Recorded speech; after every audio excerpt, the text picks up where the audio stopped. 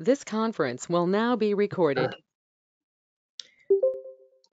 Okay. Over the next little bit, I'm sure more people will hop on, but good afternoon, everybody. Thank you all for joining us. Thank you, Dr. Cosby, for giving us your time a little bit this afternoon to answer some questions. Um, if you Thanks for want, having me. yeah, of course. If you want to go ahead and take a few minutes to introduce yourself, if you have anything you want to go ahead and say before we kick it off and start with questions, and now's your time.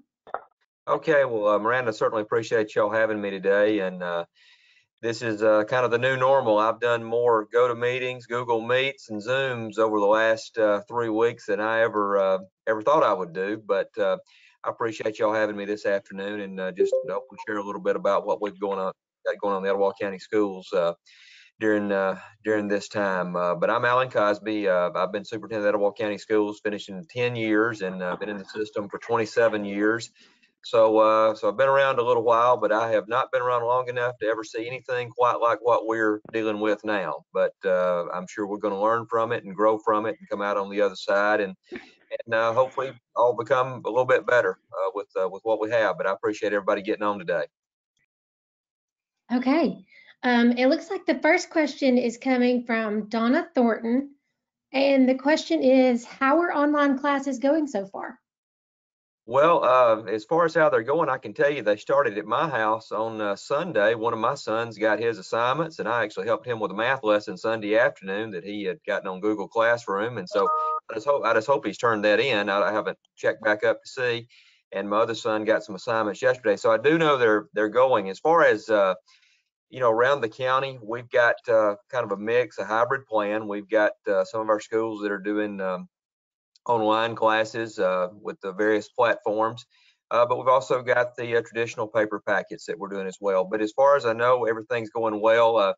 I think we're going to have some bumps in the road. We're going to have some things because this is new for parents. It's new for our teachers, and so we're going to work through any of the challenges that we have on a day-by-day basis. But overall, I think it's going well so far.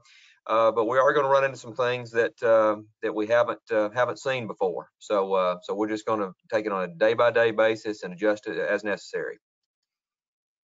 Sounds great. Okay.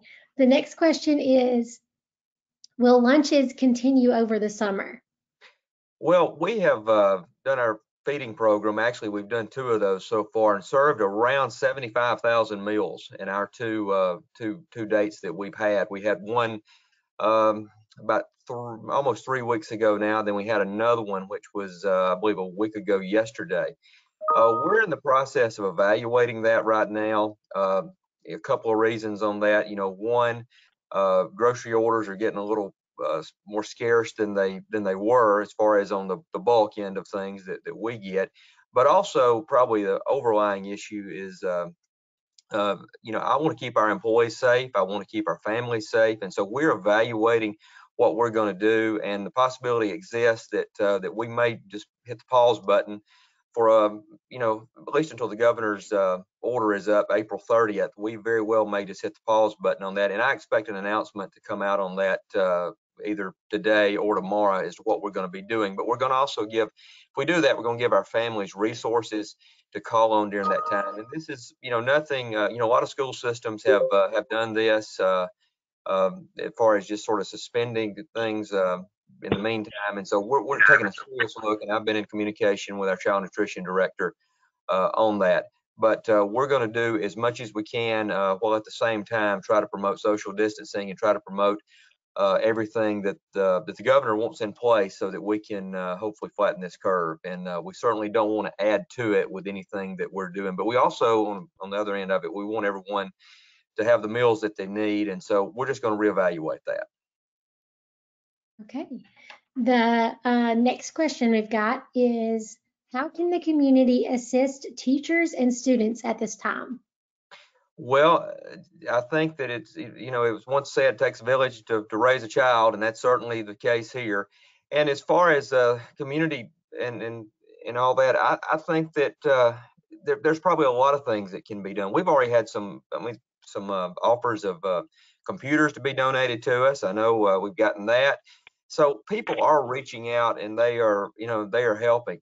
Obviously, there's a lot of expertise in the community. Now, we don't want people going home to home and all that, but I would just say that just keep supporting us and being positive more than anything else, because there's a lot of naysayers about, well, we can't do this, you can't do that. But let's just try to be positive as we can, throughout this time. Okay, just a reminder, everybody, if you think of questions as we're going throughout this, just go ahead and put them in the chat box, and I'll make sure that Dr. Cosby has those throughout our conversation this afternoon. But our next question is, how can JSU Career Services assist with recruitment and hiring? I realize this is not a fire to put out, but JSU Career Services working remotely to serve our school systems as well as JSU teacher candidates. Well, certainly JSU and their partnership is invaluable to us. Actually, one of the first calls I received just the other night, just to check and talk, was Dr. Tommy Turner, who's the Dean of the School of Education over there. He's a great friend of mine. And Tommy and I talked about several things that JSU is doing. And Dr. Killingsworth, also a good friend of mine. So we are very, thankful for the partnership we have with JSU. And JSU has always helped us in a variety of different ways. As far as recruitment and hiring goes, I like to say that Etowah County, we've always really didn't have to recruit a whole lot, because I think we attract very good candidates just with the nature of our school system. And I think that's true of all of our school systems in this area. But we are having to, recruit a little bit, because we are finding some high need areas as far as science and math that we're not attracting as many people as we once did. And I think that's true of school systems everywhere. So we have actually reached out to some career fairs and things of that nature. But as far as JSU goes, just keep sending us your best and your brightest, and we're going to hopefully have a spot for them as we move along. But JSU has been a great partner for us, and I appreciate what they've done, and we'll just keep that partnership going. Okay, awesome. While we don't have any more questions in the chat box right now, Dr. Cosby, oh, actually, I've got another one. How have teachers adapted to using new technologies to serve their classrooms? Well, and thanks for that question, Heather. I think it's an ongoing thing. I spoke to a teacher on Sunday who's she and her co-teachers, they had actually implemented Google Classroom throughout the school year and had been using it actively with students. And the transition for these teachers in this school was very minimal. They're 100% online.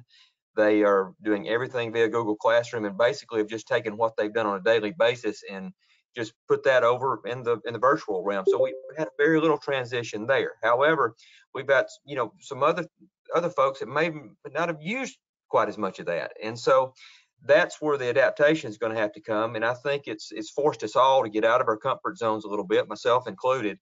And overall, I think the creativity of our teachers has been just outstanding. Some of the ideas and things that they've come up with during this time. I know one of our teachers putting things on a Twitter account. Okay, so obviously it's getting our kids into different things there as well, that they're having to go get assignments. So we've done some out of the box kind of things, and the adaptations. We're going to just keep adapting. But I think one of the conversations I had with I mentioned Dr. Turner a second ago that I had with him the other night, I think it's going to force all of us in education to rethink what the normal is.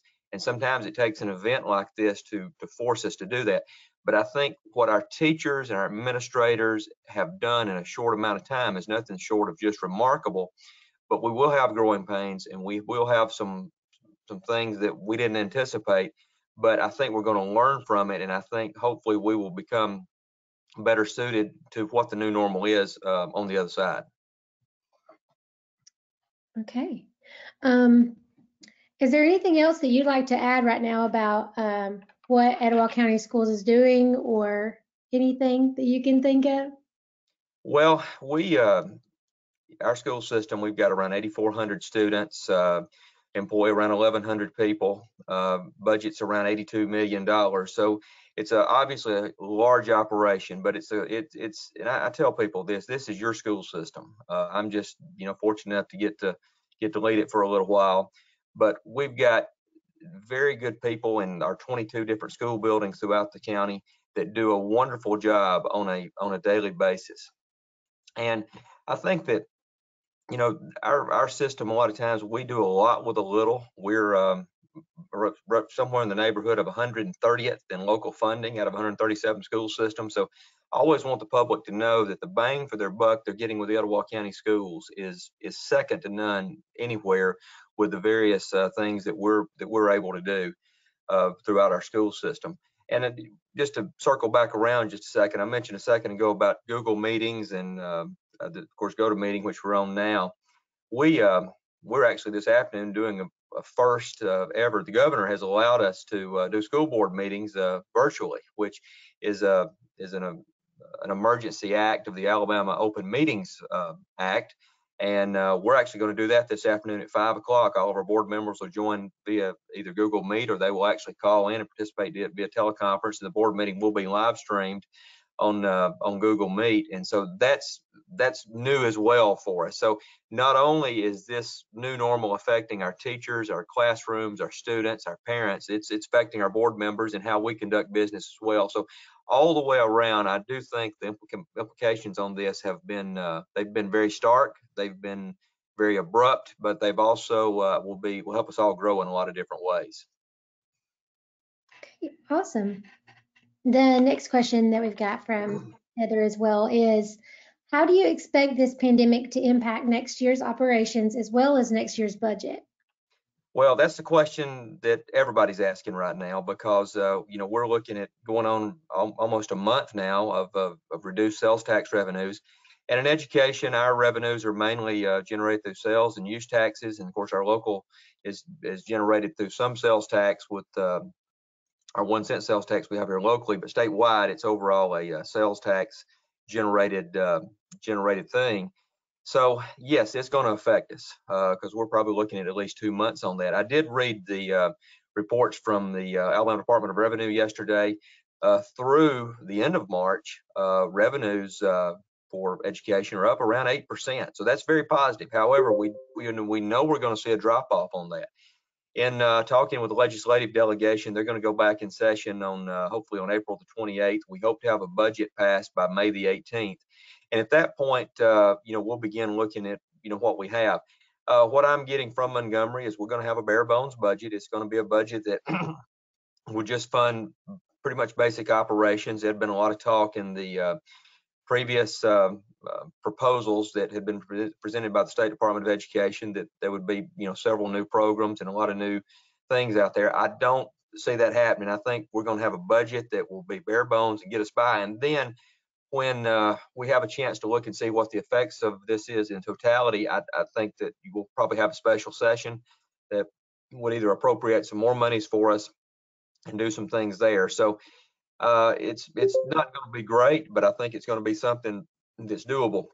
From a financial standpoint, Etowah County, we've got about 2.5 months of operating revenue put back, and I'm glad that we have that, because that's going to allow us to do some things and keep some things going that otherwise we might not be able to. But we're going to have to, you know, watch our operating balance as well and try to keep that you know, healthy during this time. So we're going to take a wait and see approach on the budget, and we'll make adjustments as necessary.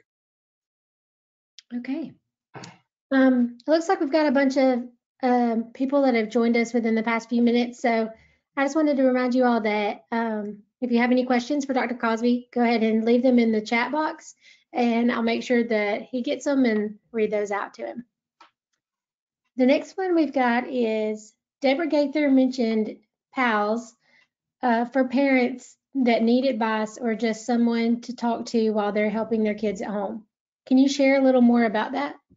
Well, I really don't know a lot about that. I've heard about it, and but I don't know a ton about it. But obviously, it would give parents some tips and things as they're taking on the role of teacher, and I think that's obviously would be a positive thing all the way around. I'll try to find out more about that, but I don't know a ton about it at this point. But we are going to offer, from a school system standpoint, we're offering some resources. I know our school counselors are going to try to do something maybe once per week where they have a maybe not a counseling session, but they have a video or something that talks about some of the life skills and things that that we need to be doing, you know, maybe from a social emotional standpoint during this time while you know, while we're not physically in the school buildings. Okay. Next we've got homework. Oh, this is just a statement from the Gadsden Public Library Teen Zone. Homework Alabama is another great and free resource for parents and students in the state. So if you didn't see that in the chat box, there is another resource for you, parents and students. Dr. Cosby, do you know of any other good resources off the top of your head or that you guys are using? If you'll go to our website, ecboe.org, we've got several things posted there with resources. We've got a Q&A guide to help parents navigate through this. We've also got a PowerPoint presentation that talks about some of the things that we're doing, but there are some resources that we have there. One that comes in just top of my head, Alabama Public TV, they're offering some things that's available during their, as far as their programming goes. But if you go to our website, like I said, we've got a variety of resources on there, ecboe.org, and they're pretty easy to get to on our website that can help parents and you know, give you some ideas on some things. But also, I'll say this: each school, when this happened, we set up each school with a basically a helpline email, and it's the email addresses are they're posted online as well, where you can email your school, whichever school your child attends, and that will goes to the principal, teachers, etc., so that you can get help directly from the school and teachers as far as some guidance on some things. Okay. The next question we've got is career technical has to be a challenge to complete online and while socially distancing. What kind of unique challenges have you seen with those students completing their courses? Well, it's a great question, because actually one of my sons is in the career tech program now in electronics, and he's wanting to bring the robots home, and we don't have access to the robots because that's something they miss doing on a daily basis. So they've got some other assignments that are obviously not hands-on, and so that's the issue that you have, because, you know, whether it be robotics or whether it be something auto repair, you know, those things we don't, those are not necessarily a virtual type thing that you can do. So yes, it's a unique challenge, and so we'll navigate that as best we can. Mr. Stansel's our career tech director, and we're going to do as much as we can, even though we've got some restrictions on what we can do. I will mention that, and this was mentioned last week, all of our seniors that have completed everything up until the third 9 weeks, they're deemed by the State Department of Education as completing all of their requirements, as long as they're in good standing and have gotten to where they need to be as far as the third 9 weeks. That doesn't mean they're done. It just means that yes, officially they're graduated, although we're encouraging all of them to do some enrichment work and do some things that will continue to make them college and career ready. But along those same lines, if we have a career tech student that has not completed all their credentialing requirements in whatever field they're in, they're going to be, those credentialing requirements will be waived at this point, and they'll be able to complete those after they graduate. So that is one way the State Department of Education is working with us as far as credentialing requirements through the Career Tech Center are concerned. You mentioned the graduating seniors. Can you elaborate a little bit more on what their next step should be at this point? Well, number one, if they're in good standing and had completed everything through the third 9 weeks, they've completed everything. But again, I want to caution and encourage all of those folks, and we're doing this through our schools. There'll be some assignments. There'll be some things that we have. I don't want them to just quit for the next 8 weeks and say, hey, summer started early and I'll start college in the fall or start a job or whatever. That's not what we want. We want them to keep doing some things and keep growing and be college and career ready through this time, even though they have, yes, technically completed the requirements they need to complete. And so that's what we would like for them to do, and we're encouraging all of them to do that over the next several weeks. And of course, along those lines too, one of the big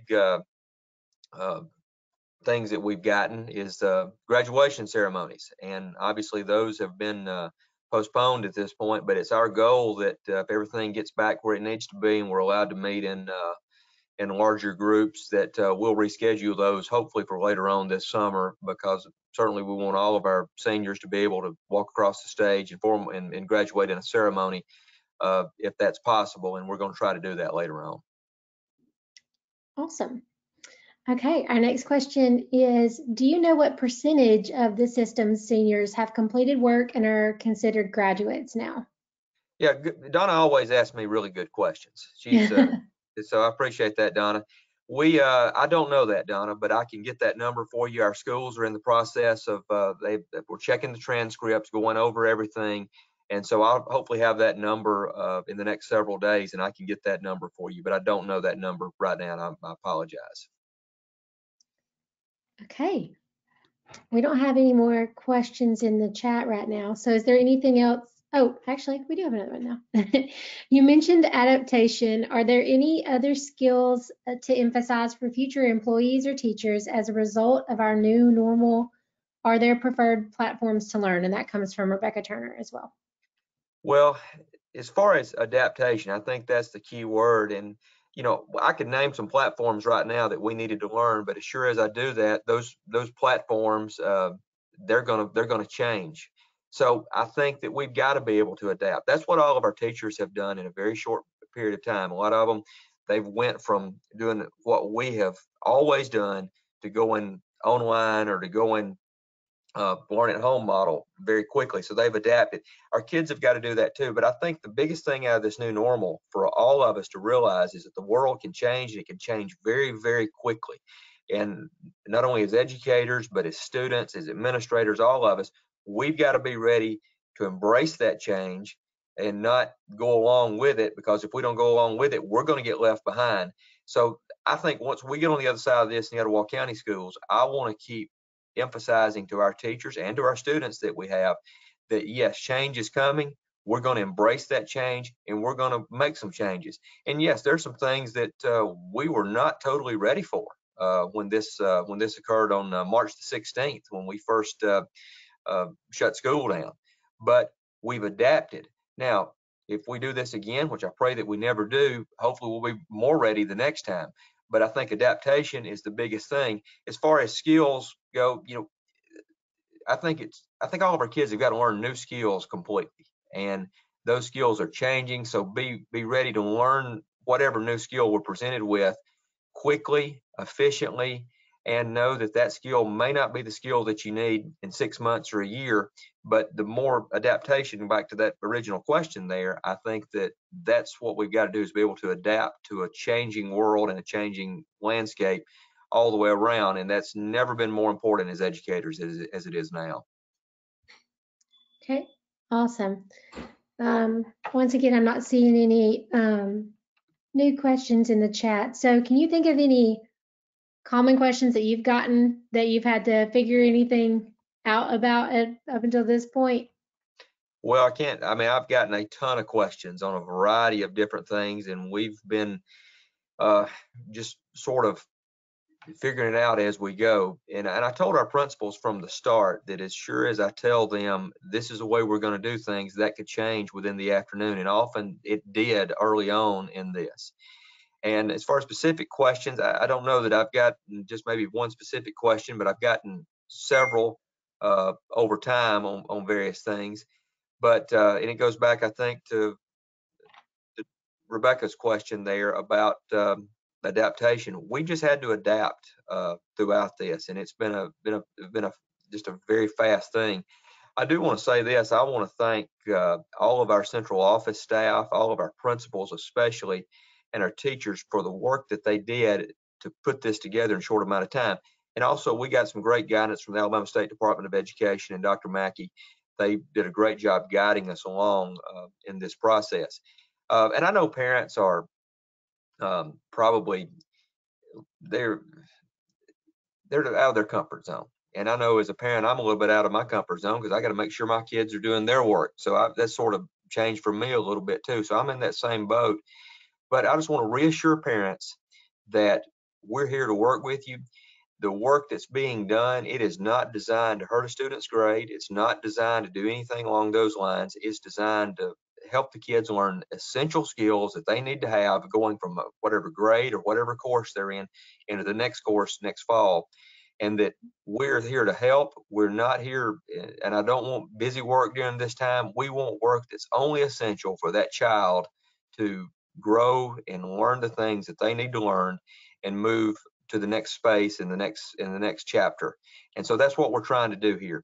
But if any parent has any question, feel free to call me, email me, whatever, and I'll be glad to try to help them any way that I can, because our whole goal here, like I say, it is to help, and it's to move those kids along and learn the essential skills that need to be learned. Awesome. Thank you, Dr. Cosby, for joining us and giving us some of your time. Thank you to you and, like you said, your staff for being so awesome and working well to adapt during this crazy time. I want to say, if I can, real quick, I'm seeing our list of folks that we've got on here, and I know several of our central office folks are on here. I think one of our board members, Ms. Farley, has joined us. But I want to especially say this.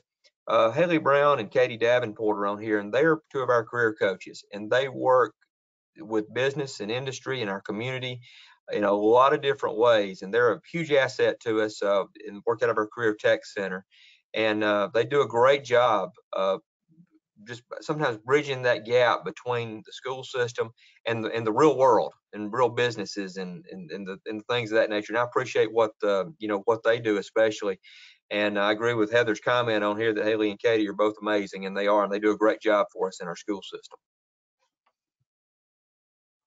Okay, well, if there's no other questions, we'll wrap it up for the day. Thank you all for joining, and thank for your questions and participating. And thank you again. Thank y'all for having me. I appreciate you being on here, and we'll get through this one day at a time. Yes, sounds great. Thank you again, everybody. Okay. Thank y'all.